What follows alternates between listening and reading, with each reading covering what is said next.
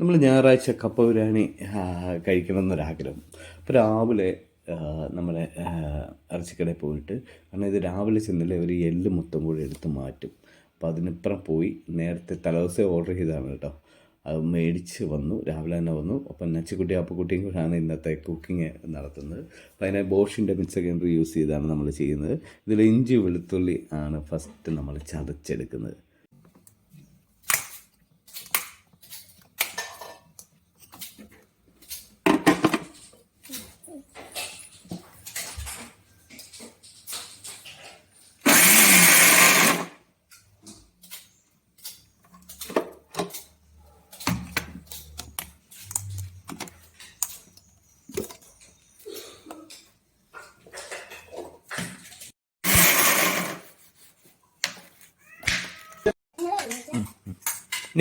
അപ്പോൾ ചതച്ചടച്ച വെളുത്തുള്ളി നമ്മൾ ചെരുവത്തിലേക്ക് ഇടുന്നു. അതിനുശേഷം നമുക്ക് സബോള അരിഞ്ഞത് ഇടുകയാണ്. പിന്നെ ചെറിയ ഉള്ളിയുണ്ട്, പച്ചമുളകുണ്ട്. ഇതെല്ലാം ഈ ചെറിയ ഉള്ളിക്ക് ഭയങ്കര ടേസ്റ്റാണ് കേട്ടോ. അത് ഒരു ഇറച്ചിക്കറിയിൽ ചെറിയ ഉള്ളി ഇടുന്നത് ഭയങ്കര ടേസ്റ്റാണ്. അതേപോലെ കുറച്ച് ഉപ്പ്, മുളക് പൊടി എല്ലാം കൂടി ചേർത്ത് നമ്മൾ നന്നായിട്ട് മിക്സ് ചെയ്യും.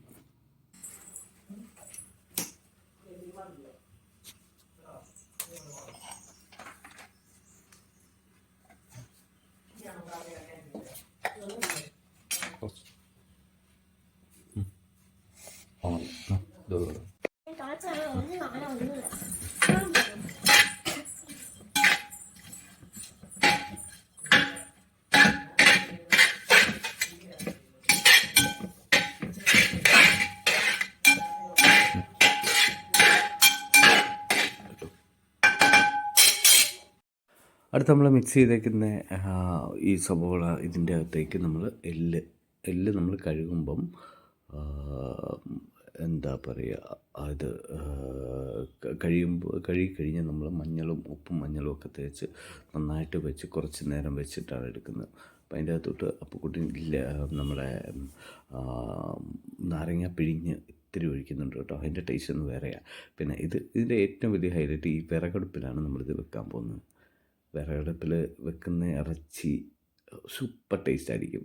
അതേപോലെ തന്നെ നമ്മൾ ഈ മൺകലത്തിലാണ് നമ്മുടെ കപ്പ വേവിക്കുന്നത്, അതും അടുപ്പത്ത്. അതിൻ്റെ ഒരു ടേസ്റ്റ് വേറെ തന്നെ കേട്ടോ. അപ്പം നമ്മൾ ഇറച്ചി ഇങ്ങനെ തിളയ്ക്കുന്നു, കപ്പ റെഡിയാക്കാൻ വേണ്ടി തുടങ്ങുന്നു.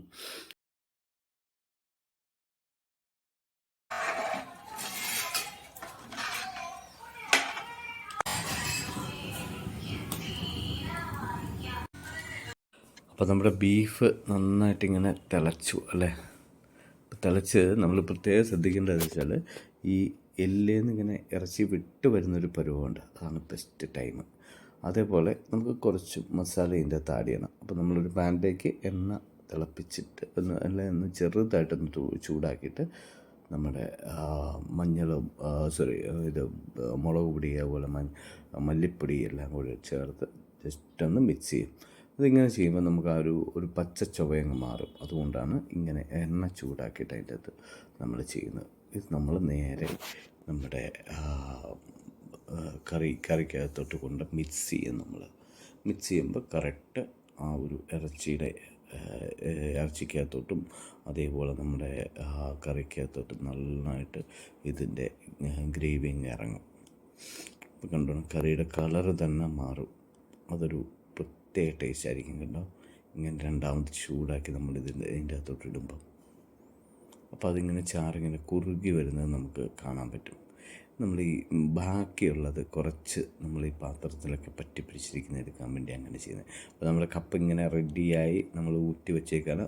ഉപ്പും മഞ്ഞളും ഒക്കെ ഇട്ടാണ് കപ്പ നമ്മൾ തിളപ്പിച്ചത്.